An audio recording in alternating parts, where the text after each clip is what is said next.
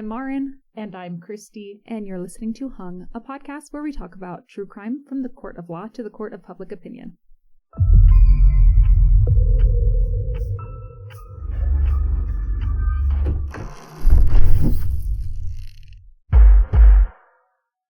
Okay, so we are back with a fresh new case for you. If this is your first time listening to us, just a really brief recap of what we do.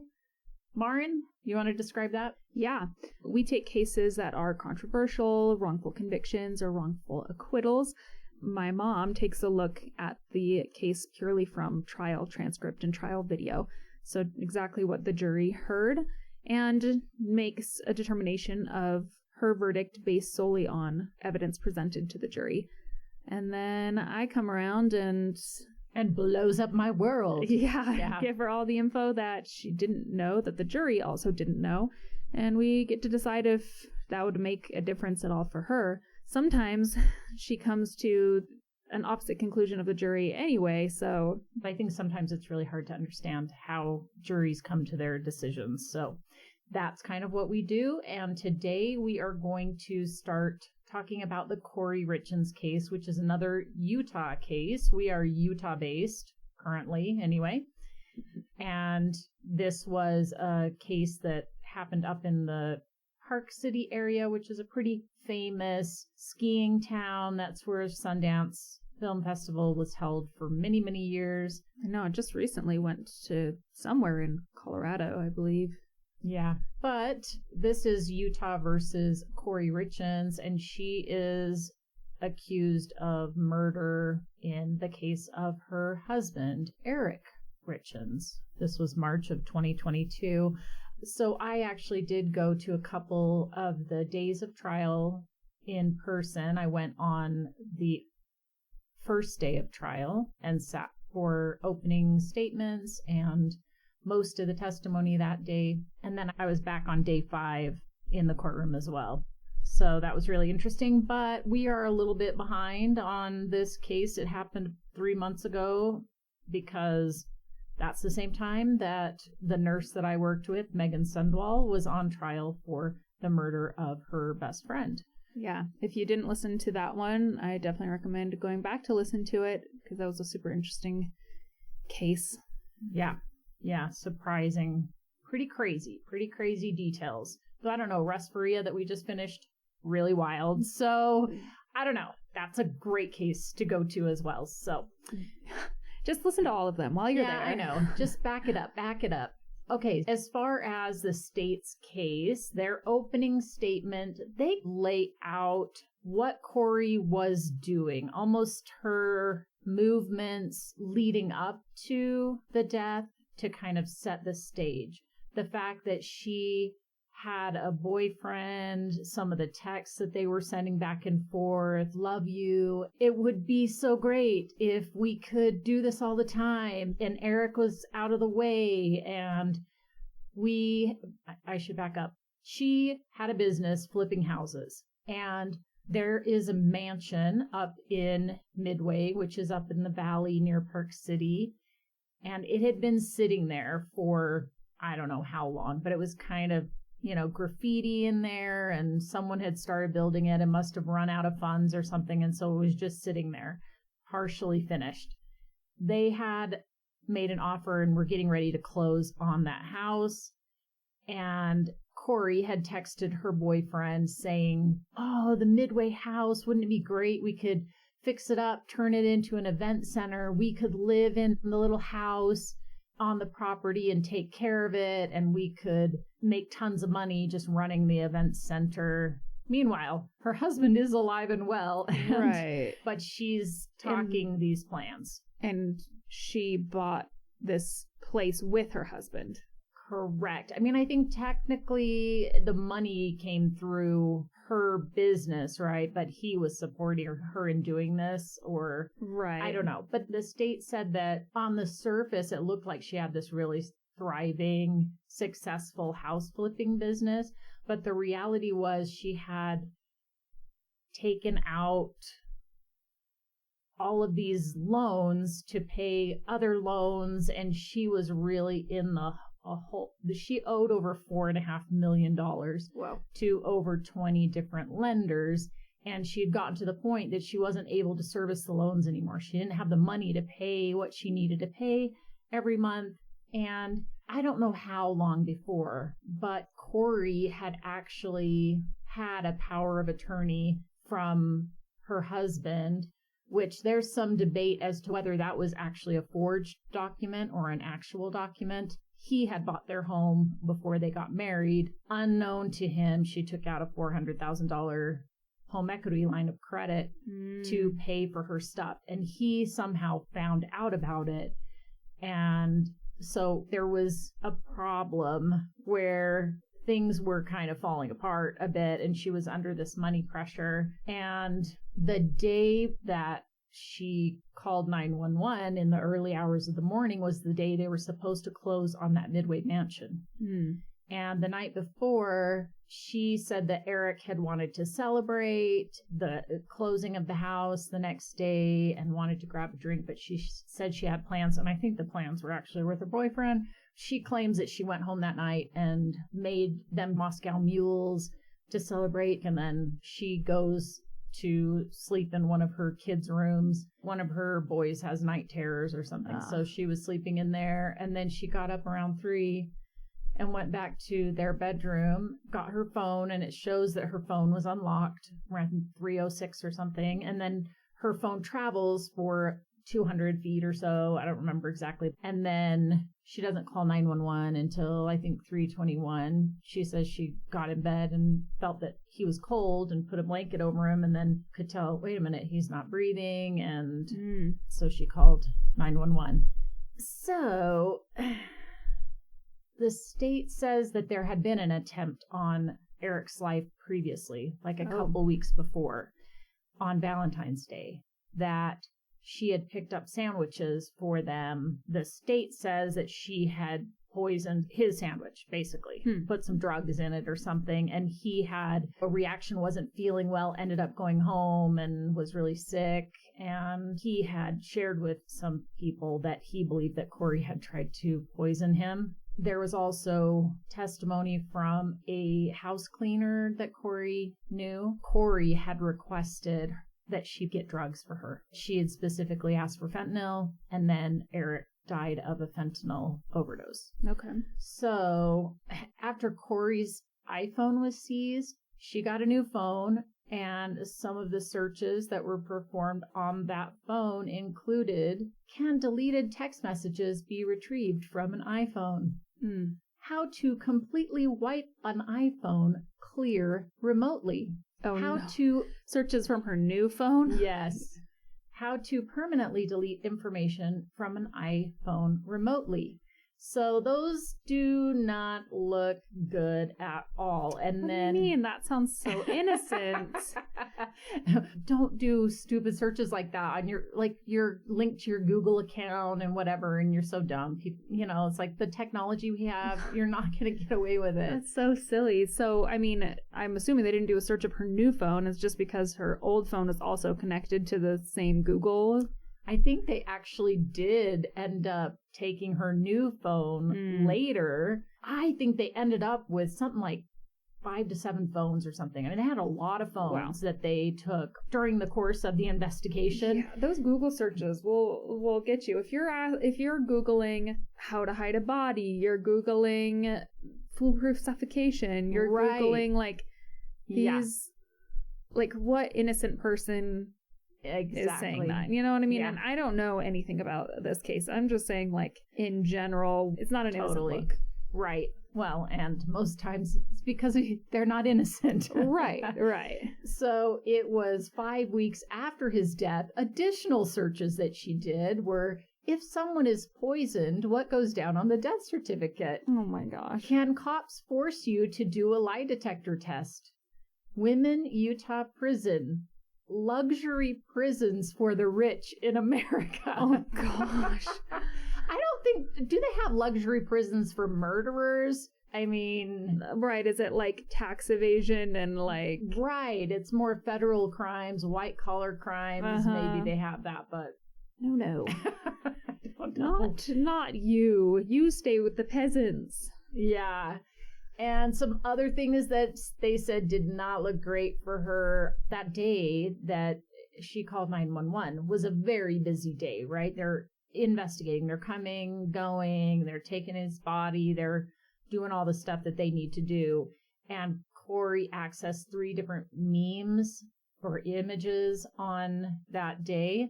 One was a picture from Dumb and Dumber where one of the characters is wiping his tears with stacks of money. Oh. Yeah. Oh, boo-hoo-hoo, but I'm got a lot of money right now. Okay. And then there's a scene with Kevin Spacey, and I'm not sure what movie it's from, but the text under it said, idiots everywhere, which that's when the cops are there and they're doing their jobs and stuff. And then there was some Trump meme too. So does not seem to be a grieving widow. Well, you just didn't get to her chapter about memes and her grief in her grief children's book. The other thing she had done is months previously, she had booked an all-inclusive vacation for her and her boyfriend somewhere in the Caribbean. And it was for like a month after Eric's death. And after he died, she had sent a text to him with the link to their vacation spot saying, "Are we there yet?" Which also Yikes. doesn't look good. So there's a lot of stuff that is not very flattering to her character. Does that mean she killed her husband? I don't know, right? But it doesn't look great for her. No, it does not. Yeah. Yeah. And it would have to be hard if you're like, I really didn't do anything, but you know, all your dirty laundry is coming out and everybody's going to see it and they're going to be judging you, and how hard that would be. Right. And that if that's the case and that's your response to your husband dying is also so odd. Like, you'd think if you're innocent, I mean, obviously they were having issues. She was in an affair, but you'd think like the actuality of your spouse actually dying, if you didn't do it, would be very much like, oh my gosh, I didn't, Yeah, definitely. This isn't what I wanted, or, you know what I mean? Like, yeah, for sure. There's a difference between fantasizing about this idea of something maybe happening, and then you have this freedom that you didn't have before, and then the reality of something actually happening. And, so I agree with you. Not that I'm fantasizing about something happening. I'm just saying, okay, there's a difference between the two. Yes, where like, I think the shock of it and just, I think the grief of that too. Like, I don't know. I just think that would be the last thing on your mind. Right. For sure. Hey, that vacation, we don't have to sneak around now. Like, right. Yeah, and there are some weird things that happen immediately after when family comes over and stuff too that also don't look very good for her. So the defense, when they come up with their opening statement, they start out with playing a chunk of the 911 call, and I don't know, it's really hard to understand. She's crying and talking softly and not very clearly. The defense attorney says this is the voice of a wife becoming a widow. Well, she'd be a widow no matter what. Yes, true. Like, it's not necessarily a defense. I don't know. You know what I mean? Right. I mean, I think she is just saying, can't you hear the grief? Like, this is the transition point. She's realizing that she was a wife and now she's a widow. The defense uses a lot of the same information that the state did, saying, look at how much money Eric was making. This tax return from a year prior showed his earnings at $750,000. Oh, well, this Midway house, this was going to make them so much money. They were going to flip that, and she was going to make a $2 million profit on this property. I mean, she owes $4 million, so that still leaves her in the hole. And now it's going to be more because whatever she spent on the Midway mansion. They do admit that, yeah, it was a rough year. They both had considered divorce, but a few months before Eric's death, his friends are saying they've never seen Eric happier and that things were going really well. And I'm like, well, actually, they weren't going very well. She has a boyfriend on the side that you just don't know about yet. And so the fact that he was happy in his marriage and thought things were going well doesn't mean their marriage was happy and things were going well. No, but it might have looked that way on his end of things. Like, for sure. I don't know, especially if she was happy because of her extramarital relationship, then she might have been presenting as happy with him too. You know what I mean? Right. Yeah, definitely. So they talk about her coming home and she couldn't meet with him and go to the bar and get a drink because she had stuff going on, but she comes home, makes the Moscow mules and makes a little lemon drop shot, and she leaves. So they're telling the same story, you know, it just has this innocent twist on it. And they also say that Eric had talked to a friend around 10 p.m. and the friend said he didn't sound drunk, he didn't sound drugged, and the drinks that she had made, she said it was around 9 o'clock or something. So 9:30, she said she left to go to the boys' room. He seemed fine. The friend talked to him around 10. At 10:30, Kouri's phone unlocks. It was in the charger at the bedside. The defense is claiming that that's evidence that Eric was alive at that time. They believe Eric unlocked the phone and he discovered some bad information about Kouri. I mean, they're kind of implying it basically, and that he took pills as a result of that because he was upset. He was a pot gummy user, and there are bags that are labeled, printed bags that you can tell come from a formulary or something that are controlled.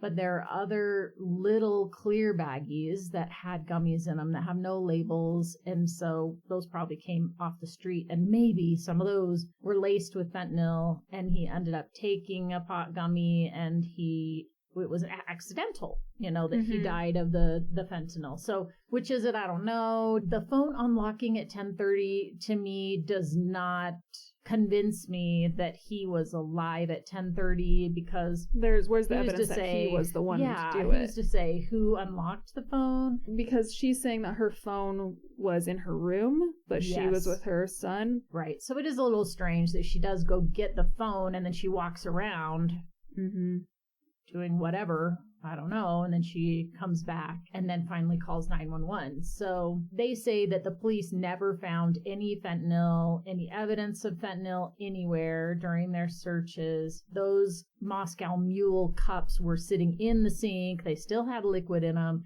They didn't seize those. They didn't test the liquid in them. And later, the housekeeper put the mugs in the dishwasher and washed them, and they messed up. They should have tested those if they think that was the route, you know, that got the drug into his system.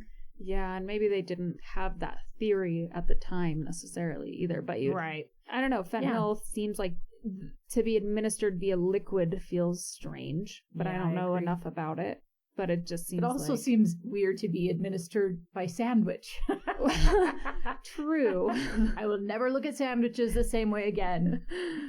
Yeah, I mean, like Park City, Utah, again, not many murders going on around here, so lack of experience, I think, sometimes when it comes to investigators and police officers. You don't know what's going to be important until you've done a little bit of investigating, and it's too late at that point. Well, and like we have heard over and over in these cases, they can't be digging through things, doing a full search or something like that because they have to have a warrant. Though I do think with what she reported about the events of the night, they probably would have had cause to say, okay, we're going to take these mugs. Even to just to be like, well, let's just rule this out. Yeah, and the defense says that the reason Kouri's on trial right now is because of Eric's family. That they pushed for the police to find evidence that Kouri was involved. They were looking for someone to blame. They hired this private investigator, and they're doing their own work and submitting information to the detectives, things like that, that it was really because of the family that they got stuff that they believed they could support a case to charge Kouri with murder. They admit that, yeah, that PI found plenty of information that Kouri's not proud of. But hey, that doesn't make her a killer just because she's an adulteress. Yeah, that's just weird wording. I don't know, like she's not proud of it. I feel like that's not even true. I feel like it's more so she isn't happy about people knowing, but she's not proud of it. I don't know. I mean, she's pretty out there about it. I mean, like talking about living together and going on this vacation together is like, yeah, that's a good point. They also say that Eric's family hired some of the experts that are going to testify in trial. So they're trying to definitely support this case, that this is the family pay to play. We're going to get Kouri for murder. And from day one that the family had said, Kouri probably did this, giving the detectives information. This whole poison sandwich thing, there's really no proof. He didn't go to a doctor. We don't have the sandwich. Similar symptoms can arise from a use of pain pills, which what they're going with is that he had chronic pain issues and that he was getting drugs on the street in order to treat his back pain. But then these pot gummies, that is the only thing that Kouri mentions to first responders. She said he doesn't take medications. They asked him about illicit drugs. She says no. He sometimes takes pot gummies. No health history to be concerned about. No medications to be concerned about as far as she's concerned. So now they're going with he was using all of these drugs and he was getting these drugs, and the drugs that Kouri got from the housekeeper were for him for his back pain or something, which I don't know how to feel about that, because then you are saying, yeah, the housekeeper did buy drugs for her and it was for Eric, but then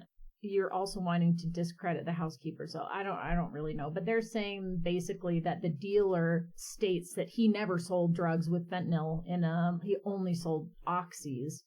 And the house cleaner, she initially claims that she had gotten oxy for Kouri and then later changes her statement under pressure from law enforcement and says that she asked for fentanyl.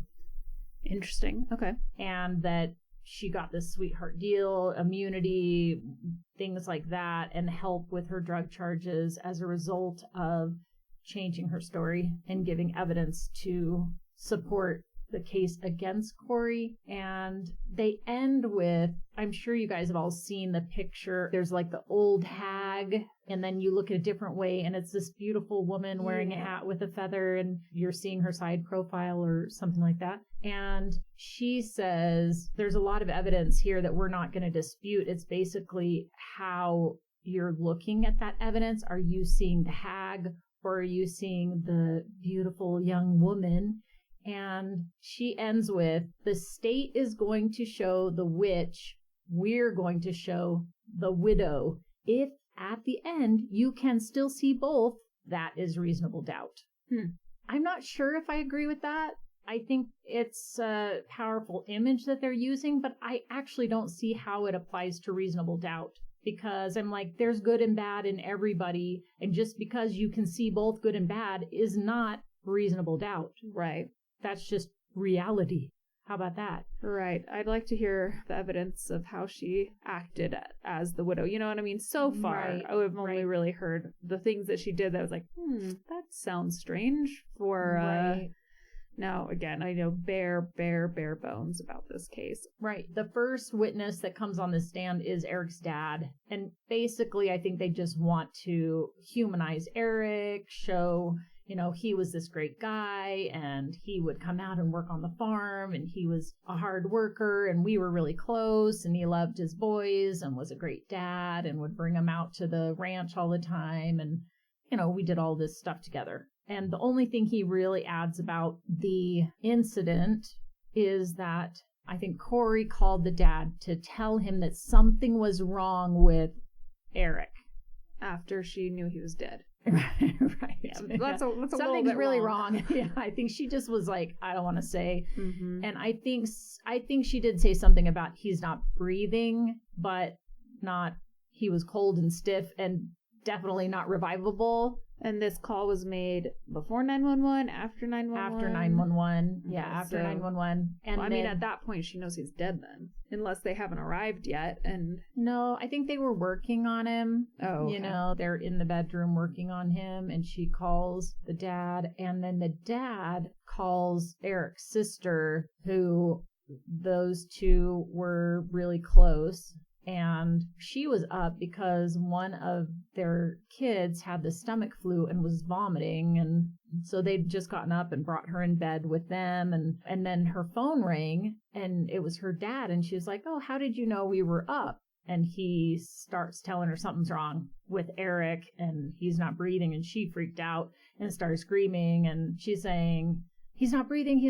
And the husband misunderstands and thinks that she's talking about something with their daughter going on. And he goes over to her and he's like, no, she's fine. And he's like, no, it's Eric. It's Eric. Something's wrong. He's not breathing. And so they grab their girls and they run out of the house. She says they didn't have shoes on. They left their doors open. They just left.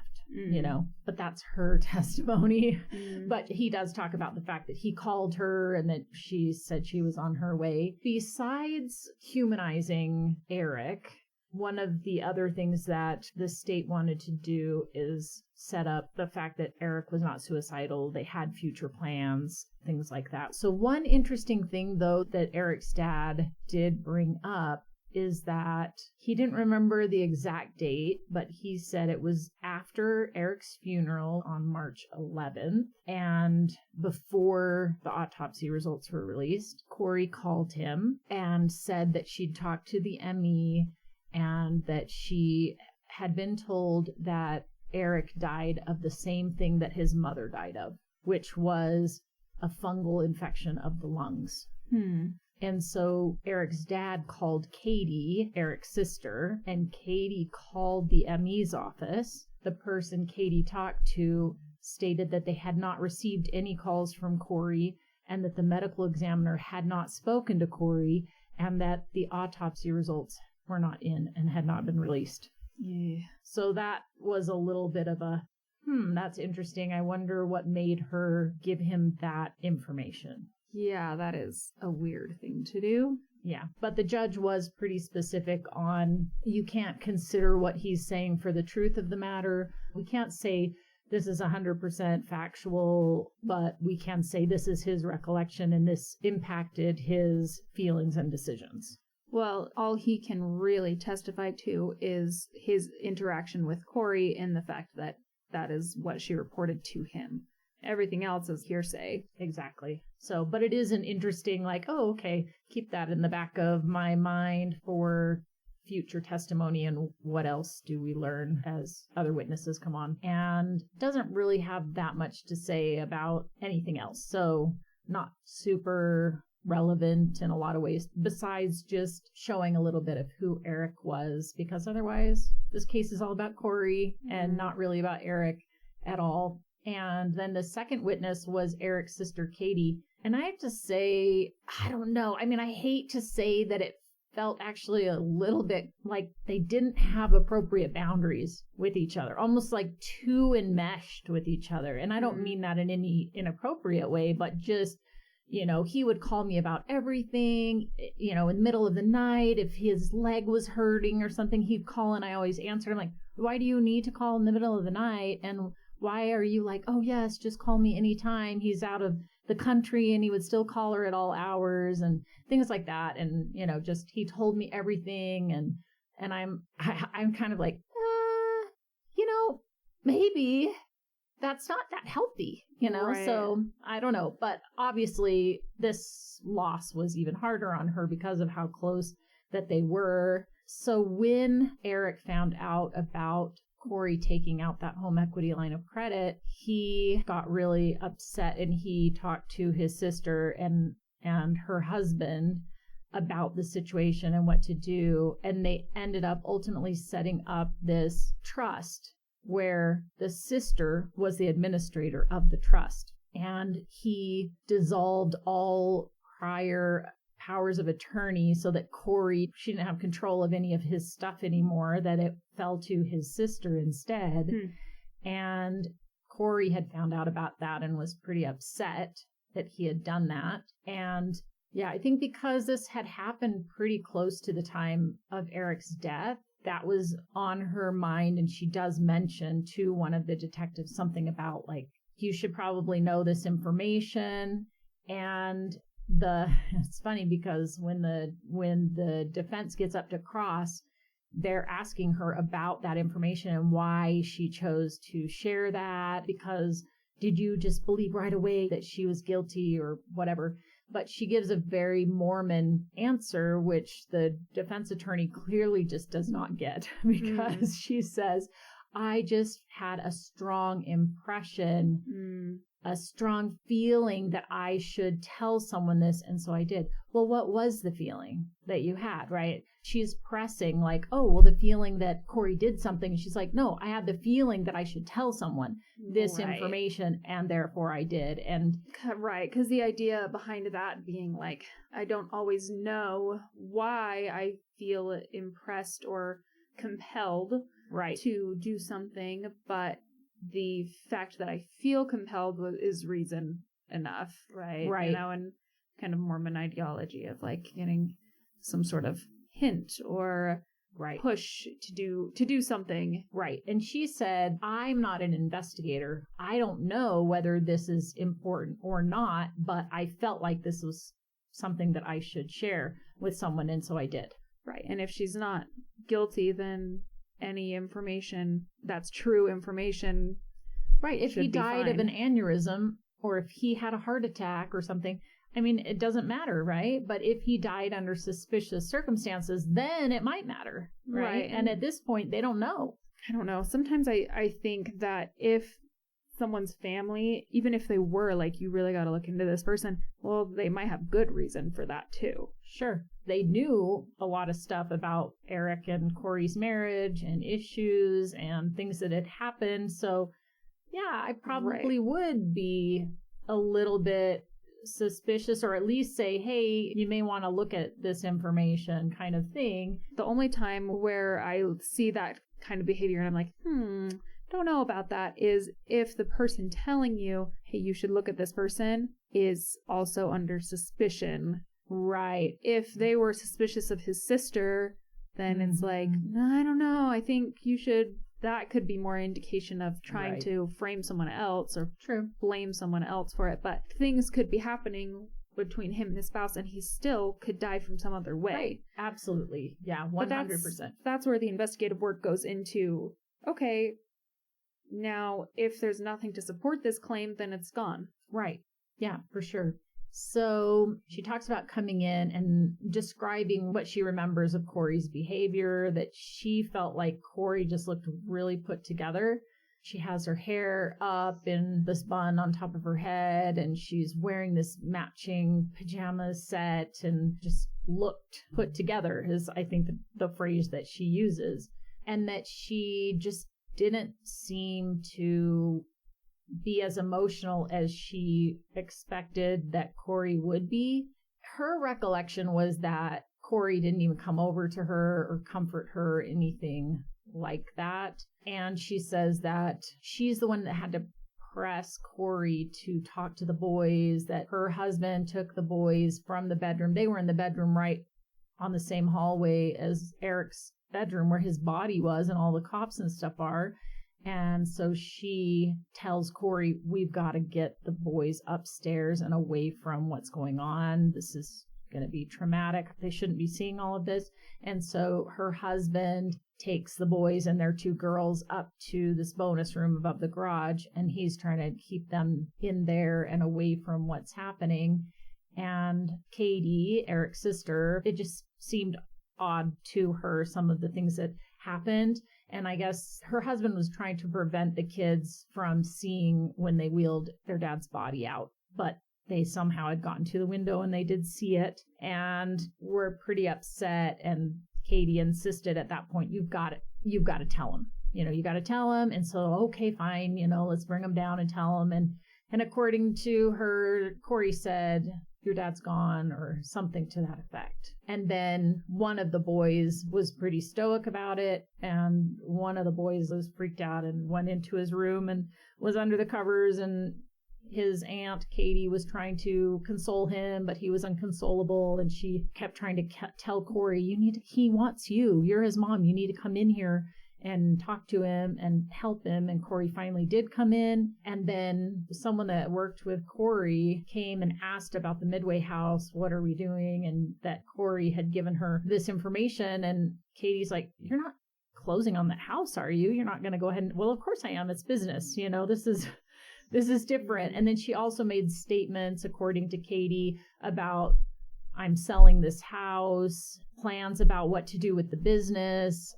So-and-so, we're going to have him run the business and do, she had all of this stuff laid out really close to, I don't even know if his body was gone yet. I think it was actually, but barely. Yeah, right. That she's got all of these plans in place about what she's going to do and things like that. And they're saying, what is going on here? This is just bizarre. Your husband's just died and you're telling us all this stuff that you have laid out about what's going to happen next. And that just seemed strange to her. When the defense gets up, their whole thing is that the family is doing this investigation into Kouri. I think where the tricky part comes in, or where maybe there's kind of a mischaracterization of what's going on, is that Kouri immediately files a lawsuit against the trust to get that stuff for herself and her boys, which it already is. The assets are for herself and her boys. It's just Katie is the executor of the trust, and Kouri doesn't like that. And so she states that the private investigator was actually hired because of the litigation that was going on. So he's doing investigation into those things. There's a lot of things that the defense attorney is asking about that have to do with the trust and how that works. And so they were obviously interested in the facts about this case. And if she was involved in Eric's death, they didn't want her to not be held responsible. And a lot of this investigation was kind of forced on them because of the civil litigation that was going on. They were investigating her, things like her financial records and things like that, because she was like, how did you get her personal financial and this and that? And she's like, well, it's because it was part of discovery in this investigation for this civil case, not for this criminal case. Right. So I felt like she handled herself pretty well, but I felt like sometimes she was just a bit resistant, which understandable if you're feeling like you're being misrepresented or the facts are being misrepresented. But yeah, and then her husband testified, and he was more involved in things like, he's a realtor. And so when Eric got wind of this, maybe Kouri did something with the house behind his back, and I don't know what information led him to that. He contacted his brother-in-law upset and asked him to look into it. And so he was able to look on the system about that address and find out that there was a loan taken out against the house. Realtors know a lot of stuff. Yeah, they have access to information, right? And so Eric had gone over to the house and had talked to his sister and brother-in-law and was considering divorce. And so he was working with the brother-in-law as a go-between between this attorney and himself, because he knew that Kouri looked at his emails, and so he didn't want her knowing that he was looking into divorce. And it was as a result of talking to that divorce attorney that he was referred to another attorney, and that's when they set up this trust instead. And then he didn't end up proceeding with the divorce, but the defense attorney really wanted to present it as they were pushing him to divorce Kouri, and he was saying, we supported him no matter what he did. We supported him if he was with Kouri. We supported him if he decided he wanted to divorce Kouri. Like, that's his life, and he can do what he chooses. We just want to support him. Mm-hmm. He also described Kouri's demeanor when he came into the house and said that she had what looked to him like a fake tremor in her hands. Like, it was overplayed, not like what you would expect to see with someone who's just shaking and tremoring. It seemed like it was intentional, and that he'd never seen that before with her. Oh, I forgot to mention, though, when Katie was testifying, they did play body camera footage of when she enters the house and what Kouri was wearing, what she looked like, what her actions, what Kouri's actions were. Was she just recording with her phone, or? No, one of the officers' body cams caught it. Oh. And so they played some of the body cam footage. I was like, why was she wearing a body cam? Yeah, right. She was like, hey, I'm going to need this. I actually did not find myself getting emotional listening to Kouri talking to law enforcement there, anything she was saying. Not that I thought, oh, she sounds guilty or something, but I just didn't connect with the emotion. When Katie comes in, though, oh my gosh, I was so affected by that. I mean, she just collapsed on the ground. I mean, she's just devastated, and you can tell, and she's hyperventilating. She can't, she actually is like almost can't catch her breath. She's just really struggling. But Kouri does come over to her and put her arm around her and gets down on the floor next to her and is kind of telling her some of the things like, yeah, we did this, and then I went into the boys' room, and I went in at 3 a.m. and he was cold, and I don't know, he was fine. I don't know what happened, and things like that. So, of course, memories get warped sometimes over time, and that recollection she had of the way that Kouri acted towards her that morning was not accurate. Okay, so it's 4 or 5 years later that she's testifying about it. A lot of things she says I really just don't recall. Sure. It was a while ago. I don't really recall, but this is what it seems to me, kind of thing. Once Kouri was arrested, which was about a year later, then the trust is in charge of the house, and they had been over repairs, dealing with the mortgage, all of that stuff the trust was handling. When Kouri got arrested, and then of course nobody's living in the home, then they went and changed all the locks, and they installed surveillance cameras inside and outside of the home to monitor things. And he was also in charge of, if law enforcement needed to come execute a search warrant, he would meet them and let them in the home. The same thing with the private investigator. If he was looking for stuff, he was always with him. And he says the only things that they removed from the home were sentimental items that the boys wanted, a stuffed animal, or, real animal, actually, one of them. How old were her sons, would you say? Seemed like maybe between, say, 4 and 10 or something, somewhere in there. Maybe even a little younger than 10. I don't know. No teenagers, for sure. They were all youngish. Sad. Yeah, it is really sad. So that's pretty much it that I took from his testimony. The next witness was one of the police officers that was called to the scene, and he was assigned basically to help secure the scene and they have like a death checklist or something that they have to do. So there's specific questions that they want asked.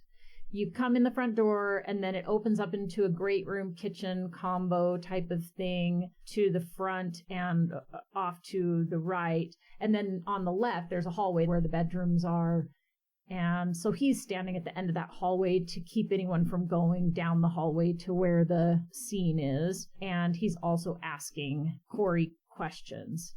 And we do see some footage from his body cam, and it is kind of weird that she always has her face covered with very few exceptions. So she's talking and she has her head down in her hands, covering her face the whole time. At one point, he's telling her some information, and she looks up and she just has her hands kind of like the Home Alone, hands on the side of the face and squishing, and she's just looking out between her hands like that.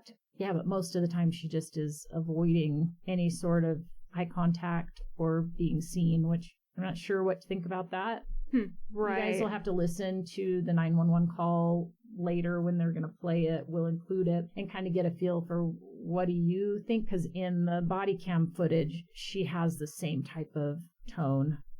Yeah, I don't know. As far as like covering your face, it could mean nothing. It could mean something. I don't know. It's just weird. I mean, this officer was an experienced officer, and they kind of got after him, the defense, about why didn't you look in the kitchen? Why didn't you take those mugs? Why didn't you tell the other officers where they should look for those pot gummies because they never found any? And why didn't you ask her where they were kept? Just faults and flaws in his investigation, which I think you have to consider the role that he's playing right then, that he's trying to gather information for this report that he's got, trying to help with details that have been identified, that these are things we need to ask, and he's doing that and not walking around the scene because he's securing the scene, right? But one of the big things that the defense brings out is that he should have taken everyone out of the home in order to talk to them. That is part of the protocol. They should have gone to a neighbor's house or a friend's house or something like that instead of staying there. But I can see where the scene itself was secured. Where he died was back in this part of the house. There's no indication that anything happened out here. So, you know, we're blocking off the area that we kind of are interested in looking at. And yeah, they don't actually know really what happened. He did say that her emotion and demeanor did seem different than what he was used to in dealing with victims. He doesn't know her, so he can't really say what she's like and how she would respond. But in comparing it with other experiences, we hear this quite a bit from law enforcement, that the responses seemed different to them than what they've seen in other cases. Right. I think that is the most important part of what he has to say. He's actually on the stand for quite some time because they want to go through every detail of every little thing that he did, and what about these and what about that, and just minutia that I'm not sure how critical all of those details were. The defense always wants to show that the investigation was shoddy in some ways, that they didn't follow protocol, that they could have done these things, and because they didn't do them, then now we'll never know. You know, that's kind of the thing. But I think it's always like, yeah, and they don't have a search warrant, so they're limited in what they can do. Yeah. I mean, we will never know for sure about those Moscow mules, like, right. And that would have been really key to either side if they were able to get it and test it. But it's also semi-understandable to me why they didn't necessarily do that at the time, and then it was too late. More so, I mean, I don't know, I guess she's not trained in this, but as the housekeeper, is like, just leave everything alone, you know? Well, and I do think that because Kouri specifically talked about making them drinks, they should have gotten that. And because she specifically talked about him taking pot gummies, they should have said, where are those? And they should have taken those too.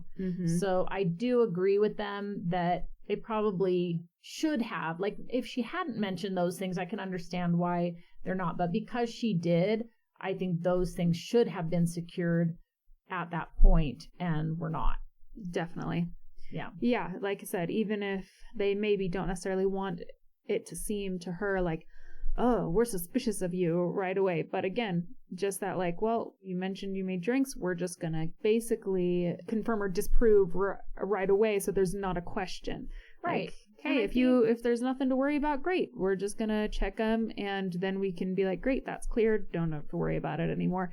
And if there was, then there you go. But right. And I think the idea that they have no idea what has happened.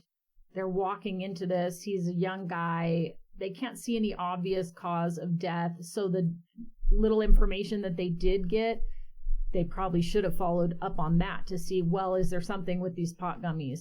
Is there something with these drinks? Whether or not she did something to the drinks, well, is there anything that maybe he could have had a reaction to? Because he did have allergies and got allergy shots every week and things like that. And he'd also the family had COVID recently, and he actually did test positive for COVID even during the autopsy when they did it. So, it's like you're just looking at all of the possibilities and trying to rule things out and see if you can figure out what happened. So the more information you have, the better. And that is the information that she did provide. So they probably should have taken that. Yeah, it would have been instrumental for sure in this case, one way or another. So it's a bummer. It's always a bummer when there's like things where I'm like, we can't take it back, so we'll just never know. Definitely. And I think if I were Kouri and I didn't do that, it would be so frustrating to think I'm sitting here, I really didn't do anything, and the things that could have supported what I'm saying, they didn't collect. And so now, if that's the way she killed him, if she did kill him, then it is strange to be forthcoming about that to police officers. Well, I made us drinks. You wouldn't have to share that information, especially if you killed him by poisoning his drink. You know what I mean? Right. It does seem a little bit strange for sure. There are a few different law enforcement and first responders that testify in quick succession. One of them was the investigator for the medical examiner's office. So she is just responsible for taking care of the body, putting it in a body bag. They put in an ID, like a driver's license, any medications that they found near the body that might be contributory potentially to the death. Didn't find the pot gummies? No pot gummies in there. There were 3 bottles of medication that they did add to the bag. They were all prescription medications. Hydrocodone that was found in the bedside table next to him, and one was like an antibiotic, and one was actually for treating Lyme disease. Did he have Lyme disease? Yes. Where he believed that he had Lyme disease and was receiving treatment for Lyme disease, but they had been weaning him off of that medication. But the interesting thing was, this was the very first case that she had worked independently since starting on the job. She'd had on-the-job training, and now this is her first one on her own. And yeah, I think she learned some lessons there. The primary one being the lead detective, Detective Woody, had asked her if she would look for evidence of alcohol in the house. And she says she looked in the garbage cans in the master bedroom, in the kids' bathroom, and in the kitchen. And in the kitchen garbage, she saw coffee grounds, and then she saw an empty Cock and Bull ginger beer can, and she didn't see anything else. She doesn't recall seeing Moscow Mule cups in the sink, but they may have been there, and she just didn't note it. I wonder if she would have known, because Moscow Mule cups are very particular, but if you don't have experience with alcohol, you might not even know that that was a specifically alcohol-related cup. Right. Yeah.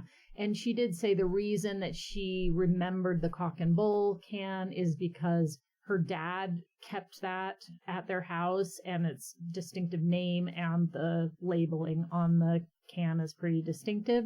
And so that stuck in her mind. She said, yeah, in future, that's really outside of my job description. I'm supposed to be focused on the body. And not that I think that would be an odd request, but if that request were made, I would politely decline and stick to my own job, which is the body. Investigator for the medical examiner? Like, what is she investigating?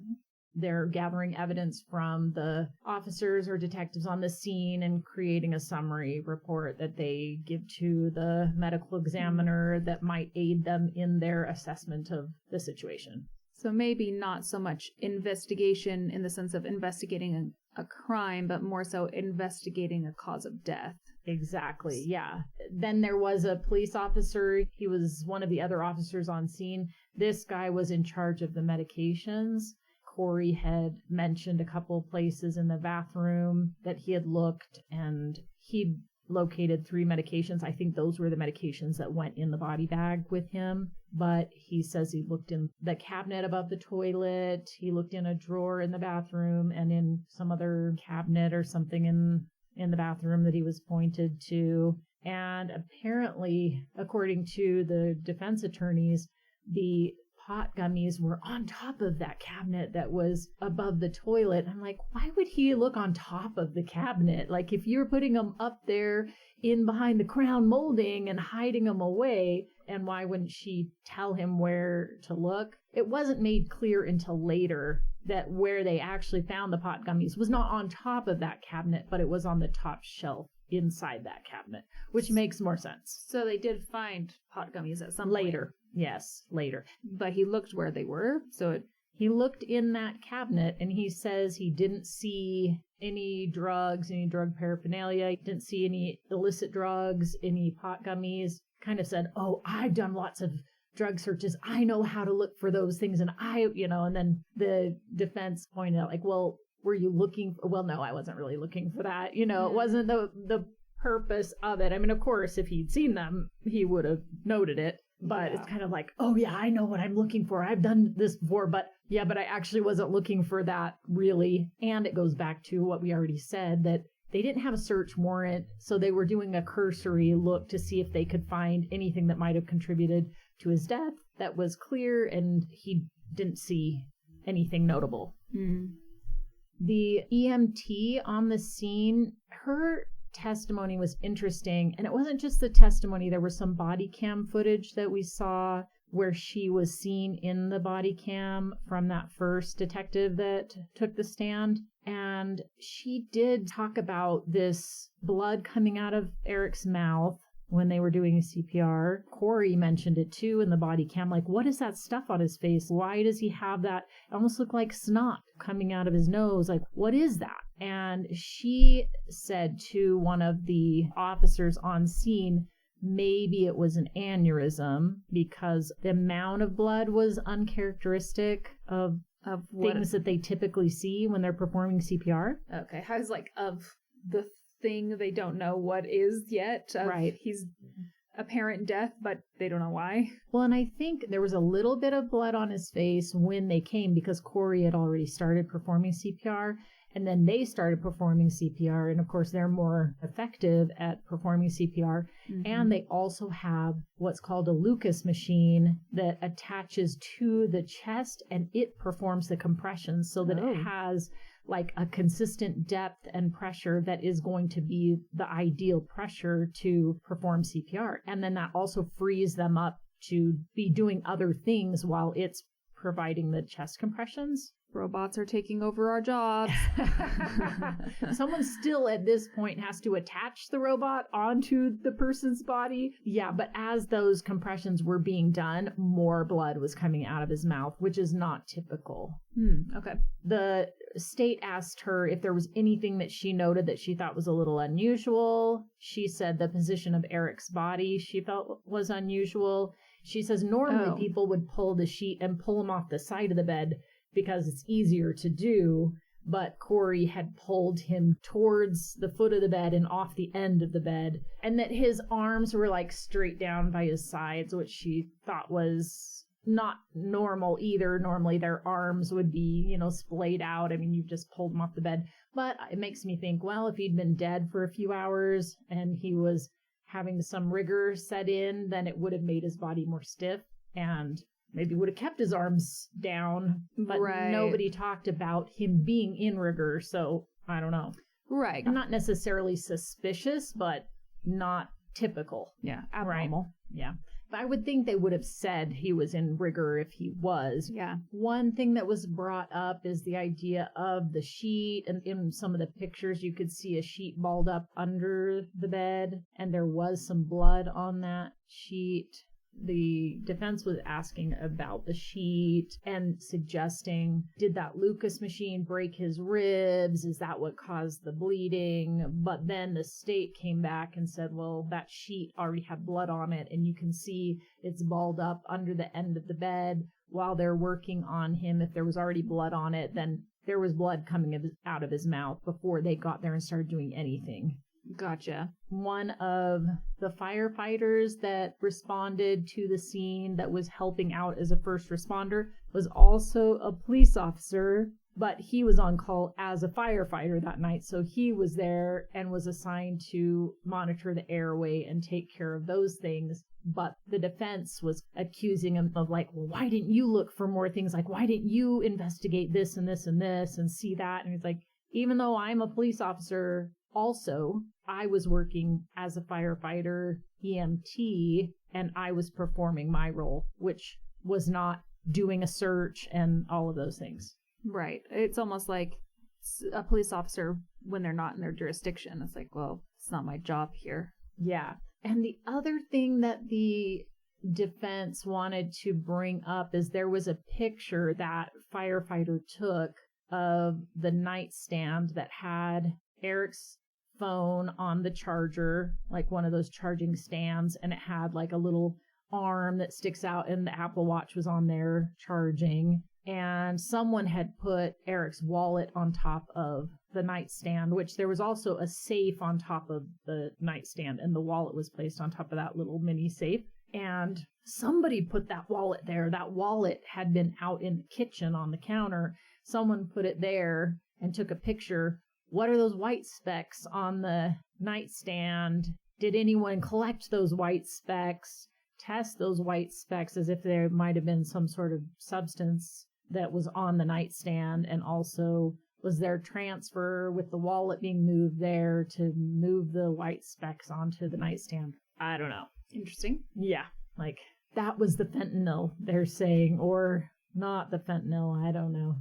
Yeah. They were confirming his identity against his identification just to show that it was him, and so someone brought the wallet in and they did make that verification. And then the medical examiner investigator also put that driver's license in the bag with him to confirm his identity. But there was a picture of the nightstand before the wallet was on it, and then a picture of the nightstand where the wallet was there. White specks there? I don't know.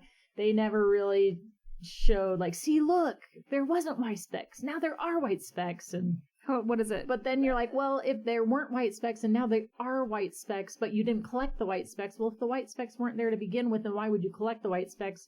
Because they were added later from something, so then they don't relate to the incident. So sometimes I just go, this doesn't make sense. Like, yeah, this doesn't really actually mean anything or make any sense whatsoever. And the last testimony that I want to talk about is the medical examiner. So she does talk about that blood-tinged fluid coming out of his mouth, and says that that is common with opioid overdose. That causes swelling in the lungs, and then when they start compressions, then that fluid will move out of the lungs, and because of the inflammation and all of that, that it's going to be blood tinged. So it was an indicator that he likely did die of some sort of opioid overdose, which he did. And they did give him Narcan on the scene, which does reverse opioid overdose, and it didn't have an effect. Yeah, because he'd been dead for a while. It's like you kind of have to be alive for that to work. Yeah, or only mostly dead. That's not right. all the way dead, right? Yes. Yeah, he did have ribs 1 through 5 were broken, so I'm sure as a result of the CPR or being dragged off the foot of the bed, I'm not sure, or a combination of the two. And I can't imagine that would break your ribs being dragged off the bed. no, I'm sure not. I'm sure it was because of the CPR, either manual CPR that was performed before the Lucas machine was put on, or a combination of that and the Lucas machine, whatever. But he did have 5 broken ribs. Which they expect when you're doing CPR. Yeah. That's what they always say. But, you know, it's like, if you're not cracking ribs, you're not doing it right, basically. Right. Yeah, true. Yeah, which is terrible, right? Yeah, Like, it is. ugh, no, I don't want to do that. She did talk about the lungs. Eric was a stonemason, and he owned a stonemasonry business. So he cut stone regularly. There was stone dust and things like that as a result of his job. He did have little white nodules on the surface of his lungs as a result of that dust being inhaled. And then the body is trying to isolate that dust. And so it puts a little bubble around it to isolate it from the body. You go here. Right. Stay right there. I'm just going to put a little bubble in there, and you live in your bubble inside of the body. How weird. Body is so weird. Yeah. So when she did learn, okay, he was a stonemason, yeah, that makes sense. So she did swab the lung tissue as well as doing stain samples and things of the lung tissue to look more closely at those nodules and see what they were for sure. It tested negative for bacteria, fungus, viruses, all of that stuff. TB was ruled out, which that also produces kind of these nodules in the lungs as well for similar reasons. He didn't die of consumption. Nope, he did not die of consumption. And he also did not die of the same thing his mom did, which was a fungal infection. Interesting that they probably wouldn't have tested for that had they not seen those nodules. But interesting that it also ruled that out specifically. Right. Like I mentioned before, he was COVID positive, but there were no changes in the lungs that they typically see with COVID if it does affect the lungs. So it doesn't appear to have been a contributor. And actually, Kouri said, per Eric's dad, it was a fungal infection and COVID that killed him. But the ME is saying it was neither of those things. It was not a fungal infection. For sure, that was ruled out. And it was not due to changes in the lungs due to COVID. So both those statements were incorrect. One thing that was really interesting is that to check for alcohol levels, because of course they said that they'd had a drink, how much alcohol or whatever might have been involved in the situation, the most stable place to check for alcohol is the fluid in your eyeball. Yeah. So they stick a needle in there and they withdraw some of that vitreous fluid and they test that. Because it's isolated from the rest of the body, it stays in there as more stable before it kind of dissipates. And so it's a really good place to look for that in the body. And it showed there was no presence of alcohol in his vitreous fluid. So, I mean, it could have been that he had a drink fairly early in the night, but there was no evidence of alcohol in his eyes. Weird. Yeah. He did have around 3 cups of fluid in his stomach. And there were some small broken down solids that were part of that liquid. The testing of that stomach fluid showed that there was quite a bit of fentanyl still in his stomach. And so at the very least, he consumed it in some way. Like it wasn't snorted or injected. Right. And they said, well, it could have been both ingested and injected, but we know for sure it was ingested somehow. And there was only a very small amount of alcohol in his stomach, which after a body dies, bacteria is active in the stomach, and one of the byproducts of its activity interacting with sugars is producing alcohol. Like other cases we talked about where some of the victims had a low blood alcohol reading. Well, we can't tell for sure if they actually ingested any alcohol or if that's just as a result of decomposition. Some decomp moonshine. Right, exactly. And yeah, they did point out that the amount of alcohol in a drink is much, much higher than was present in his stomach. So it likely was due to bacteria activity, not due to ingested alcohol. That doesn't mean he didn't have alcohol at all during the night, but there was no alcohol in his stomach and there was no evidence of alcohol intake in his eyes either. So he had fentanyl in his blood at a level of 15, which is 5 times the amount that could be lethal for an individual depending on their exposure to opioids in the past, but could be fatal as low as 3, and he was at 15. And he also had norfentanyl, a level of 3, which is a metabolite of fentanyl. So as the body starts to break it down, that's one of the things that you'll see. So he didn't die immediately after ingesting it. There was enough time for his body to start metabolizing the fentanyl before he ended up dying. The other thing that they found in there was acetyl fentanyl, and acetyl fentanyl is not present in prescription fentanyl. Only in illicit fentanyl bought on The street. Yeah, street fentanyl. Right. Yeah, it's added into it. I don't know why it's added into it, but it could not have come from a legitimate source. It had to have come from the street somewhere. Interesting. He also had Tylenol in his system, caffeine, that antipsychotic medication that they found of Kouri's. There was a small amount of that in his stomach as well, or in his blood. Cocktail of another sort. Yeah, there were other substances there, but the primary one was a really high amount of fentanyl, both in his stomach and in his blood. So that antipsychotic medication was only present in his stomach and not in his blood. This wasn't metabolized? Right. Yeah, it hadn't made it into his bloodstream, and we know that he had a ton of fentanyl that was still in his stomach that never made it into his bloodstream.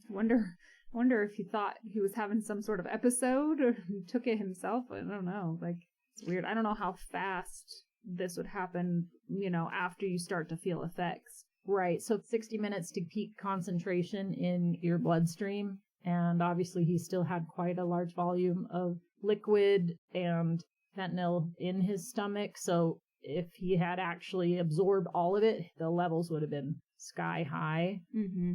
I just wonder, like, once you start to feel the effects, how quickly does that set in? Are you even able to do anything once you start to feel the effects? Or would it be like, too late, you're incapable of doing anything at this point, like moving, Within 30 minutes, as soon as it started hitting his system, he would have felt the impact pretty quickly and started experiencing respiratory depression, sedation, all of that. And I think he probably was in almost kind of like a comatose state for a time where he was still breathing, still alive, so that it was being broken down in his system. But I think he was likely sedated by it pretty fast. Right. Yeah.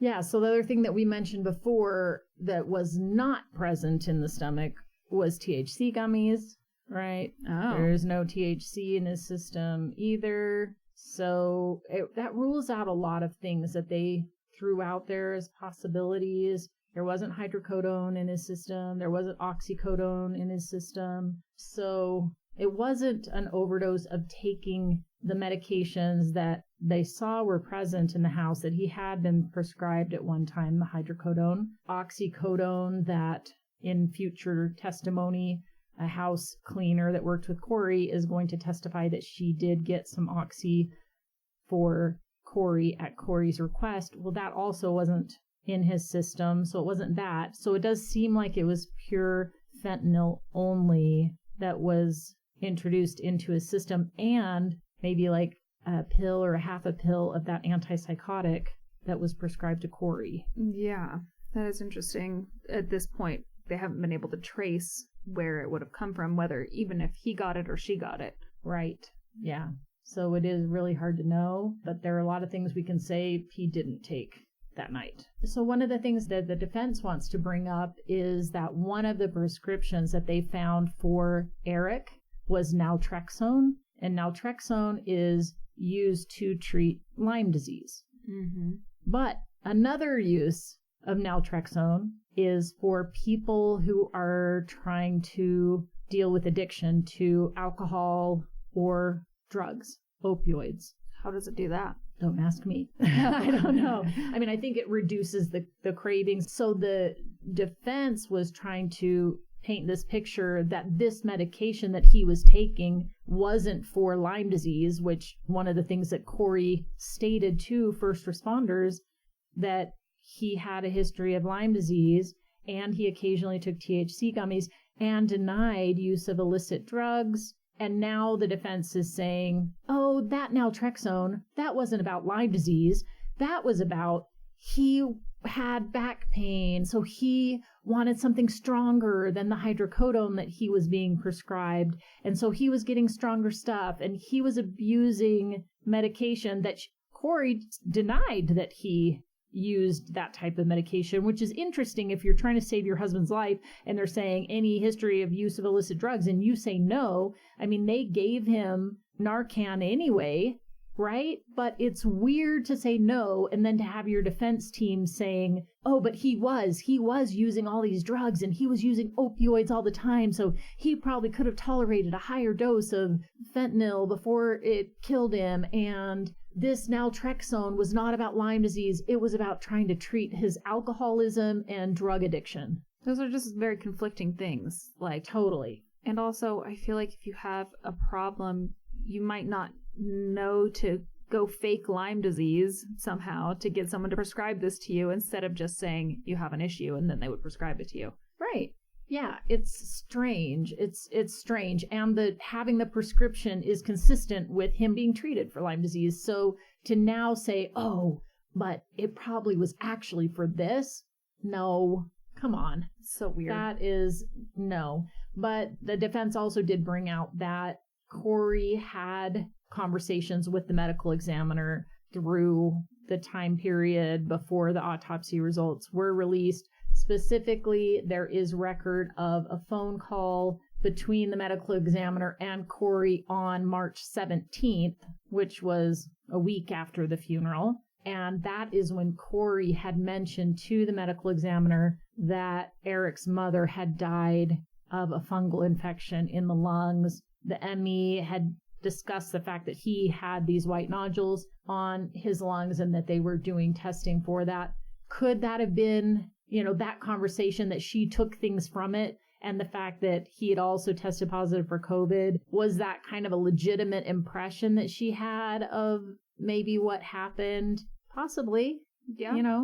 So I think it's unlikely that she just came up with that idea in isolation. I think it had to have been a combination of some of the information that she talked to that medical examiner about and things that she was told, and maybe a misunderstanding of things because the medical examiner would have been able to tell her the fungal tests were negative or we're going to do some more testing to make sure. But she had already done some of that stuff beforehand and would have done it either way.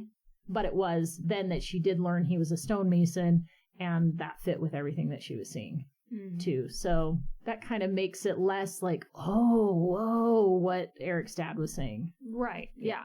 Yeah. This defense also wants to get the medical examiner to come up with a timeline of when each of those medications would have been taken based on the concentration in the stomach, the concentration in the blood, things like that. And she's just like, I really couldn't say. First of all, I'm not a toxicologist. You'll have to ask the toxicologist, which they do in detail. But she says he died of a fentanyl overdose. All I can tell you, there was no alcohol in the eyes and such a small amount of alcohol in the stomach that I can't say it wasn't caused by some ingestion of alcohol, but it also fits with it just being bacterial activity. Right. So the thing which we've seen before, that the defense wants to hammer home, is that the manner of death on the death certificate is undetermined. Well, saying homicide is a legal criminal determination that the court does. The only time she says they put homicide down is if it's clear that this death was caused by another person. Now, whether it was caused by the defendant in the case or some other person, that's what's at question. But clearly, it was caused by another person. Homicide means died at the hand of someone else. Right. And so undetermined is, well, I can't tell if this was accidental ingestion, if this was someone else putting something in their food or drink that they ingested, or if it was an intentional taking of medication by this individual and it's suicide. I don't know. Right. So that's the cause of the death is overdose. The manner of death is to be determined by the outcome of this trial. Correct. It's like, yeah, I totally get how there are some things where you're like, this is clear that it's homicide. And then other things where it's like, just because there could be multiple manners of death doesn't mean that it's not homicide. Correct. So it's just like, well, we don't know. You have to look at all the other evidence to determine that.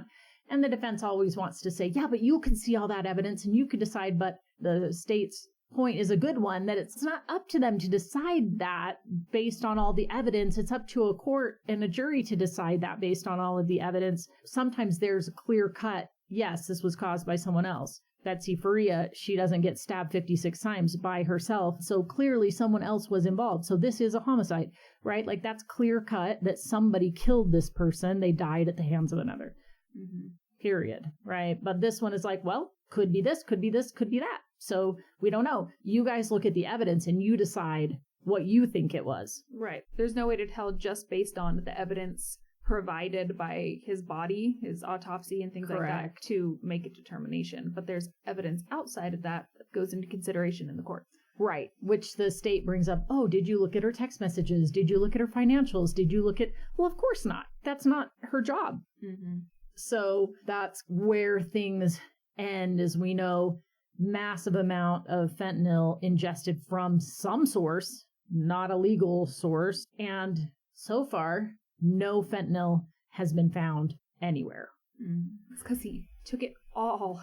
Yeah, it seems like maybe he did. There's no more, none left for you. Right. Yeah, so there's still the mystery of how did it get in his system, and is there other evidence that makes the case stronger that he didn't take it himself. I don't see how it could have been an accidental ingestion. If it had been medication laced with fentanyl that he might have thought he was taking oxys and he was taking oxys laced with fentanyl, yeah, that's an accidental. Maybe he doesn't even realize that he's taking fentanyl and he dies. But we know that wasn't the case because he didn't have any oxy in his system.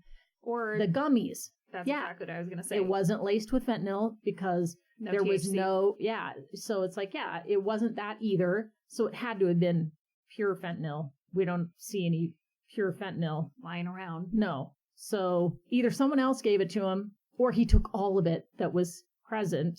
And so it's really one or the other.